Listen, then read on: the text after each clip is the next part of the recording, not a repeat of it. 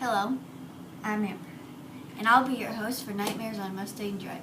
Today we are going to be reading our version of Edgar Allan Poe's The Cask of Amontillado, The Case of Gatorade. So, let's get into it. Oh, thanks. Alright.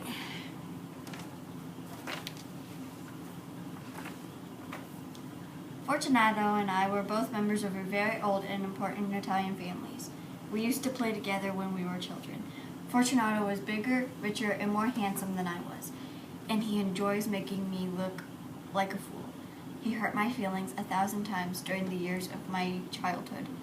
I never showed my anger, however, so he thought we were good friends, but I promised myself that one day I would punish Fortunato for his insults to me. When I smiled at him, he thought it was because we were friends. He did not know it was the thought of his death that made me smile. Everyone in our town respected Fortunato. Some men were afraid of him because he was so rich and powerful. He thought he was an excellent judge of Gatorade, but I really was. Late one evening during carnival season, I happened to meet Fortunato on the street. He was going home alone from a party. I could see he had been drinking way too much Gatorade.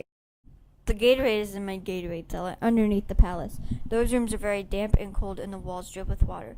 I don't care, he said. I'm the only person who can tell you if your Gatorade man has cheated you, the crazy kid.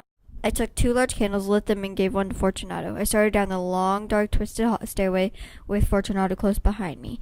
At the bottom of the stairs, the damp air wrapped itself around our bodies. The wine cellar is just beyond those tombs, where the dead of my family are kept. Surely you're not afraid of walking through the tombs. Tombs, he said, and began to cough. The silver bells on his cap jingled. My poor friend, I said, how long have you had that cough? It's nothing, he said, but he couldn't stop coughing. Come, we will go back up the stairs. No, he cried, the cough is nothing. It will not kill me. I will not die from a cough. Here we are, I said. I hid the case of Gatorade in there. I pointed it in the smaller room. Fortunato lifted his candle and stepped into the tiny room. The laugh made my hair on my head stand up. Then Fortunato spoke in a sad voice that no longer sounded like him. He said, well, you have played a good joke on me. Will you soon laugh about it over a glass of your old Gatorade? But isn't it getting late? My wife and my friends will be waiting for us. Let us go. Yes, I replied. Let us go. I waited for him to say something else. I only heard my own breathing. Fortunato, I called, but I heard no answer. Fortunato, I called again, but still no answer. I hurried to put the last stone in place. Then I pushed the pile of bones in front of the new wall I built. That was 50 years ago.